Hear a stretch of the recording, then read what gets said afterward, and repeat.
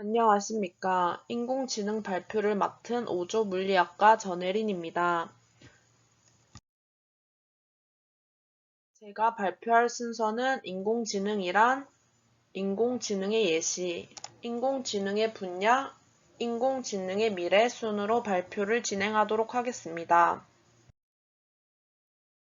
인공지능이란 지능을 갖고 있는 기능을 갖춘 컴퓨터 시스템이며 인간의 지능을 기계 등에 인공적으로 시연한 것입니다. 일반적으로는 범용 컴퓨터에 적용한다고 가정하지만 이 용어는 그와 같은 지능을 만들 수 있는 방법론이나 실현 가능성 등을 연구하는 과학 분야를 지칭하기도 합니다.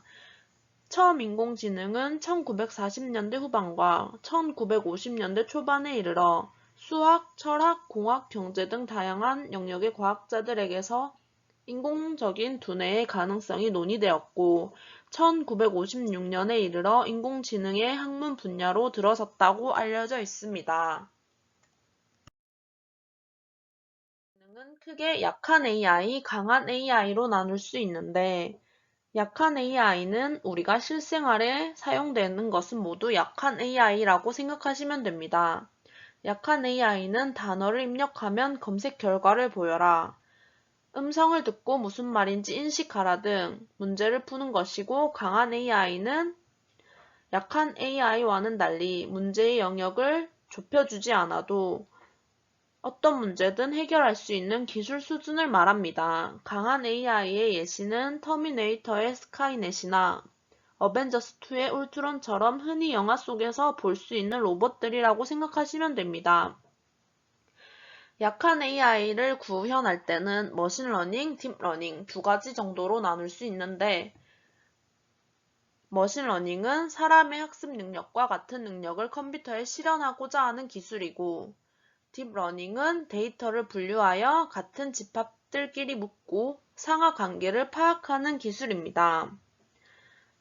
딥러닝의 예시는 귀가 뾰족하고 네 발이 보이는 사진이라는 고양이 사전 지식을 입력하면 고양이 사진을 찾아낼 수 있는 방식인데 이때 고양이의 귀나 다리가 사진에 보이지 않으면 기계는 바로 고양이 사진이 아니라고 분류하였고 그 이유는 사전 지식이 내용과 다르기 때문입니다.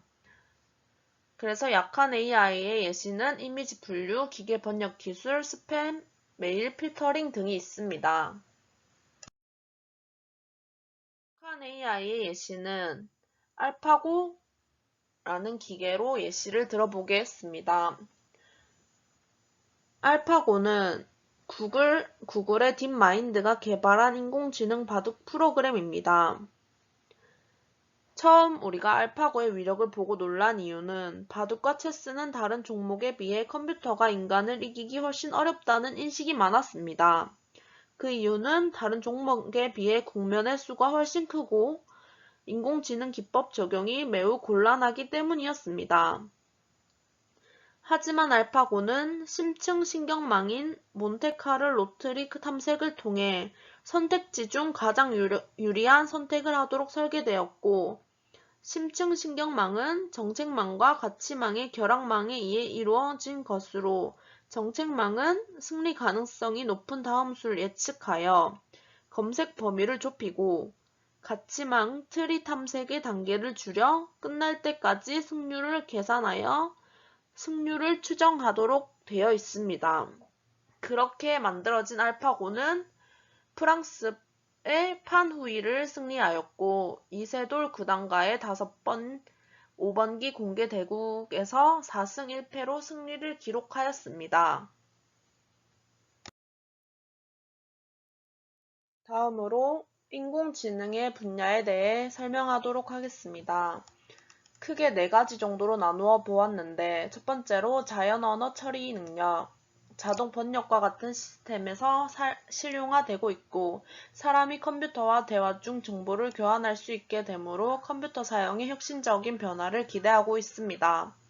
다음으로 전문가 시스템, 컴퓨터가 현재 인간이 하고 있는 여러 가지 전문적인 작업들을 대신하는 것을 말합니다. 예를 들어 의사의 진단 또는 회계 등이 있습니다. 세 번째로 이론 증명, 수학적인 정리를 이미 알려진 사실로부터 논리적으로 추론하여 증명하는 과정으로서 인공지능의 여러 분야에서 사용되는 필수적인 기술입니다. 마지막으로 신경망. 수학적 논리가 학이 아닌 인간의 두뇌를 모방하여 수많은 처리기들의 네트워크로 구성된 신경망 구조를 상징하는 것입니다. 인공지능의 미래입니다. 인공지능의 미래에는 국방, 의료 및 헬스, 생활 및 게임, 보안 등이 더 많은 인공지능을 필요로 할 것입니다.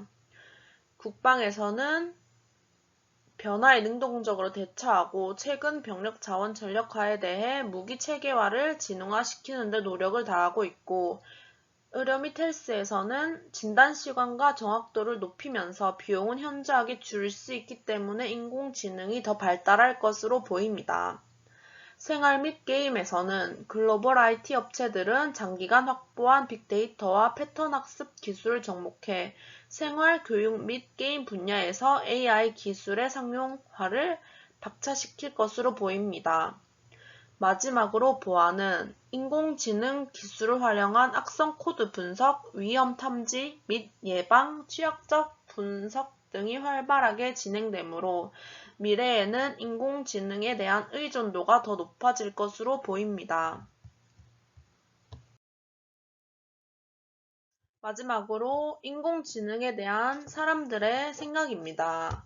인공지능은 크게 두 가지 정도로 나눌 수 있는데, 인공지능은 우리에게 위협이 된다 라는 쪽과 인공지능의 발전은 필수라는 쪽입니다.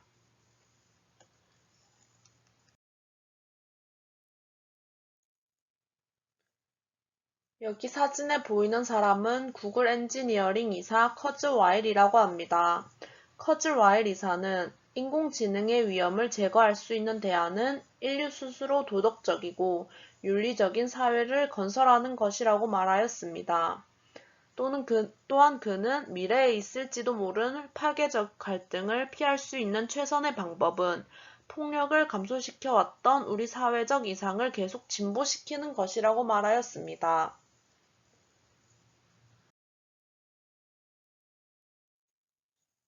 저는 커즈와일의 말처럼 인공지능을 만들고 개발하는 것은 인간이므로 인간이 악한 마음을 갖고 개발하지 않는 이상 이것이 인간의 위협보다는 도움이 갖다 줄 것이라고 생각합니다. 그래서 저는 인공지능의 개발은 계속 이루어져야 된다고 생각합니다. 물론 인공지능이 우리에게 어떤 큰 파장을 갖다 줄지는 모르겠지만 발전이 없으면 미래도 없기 때문입니다.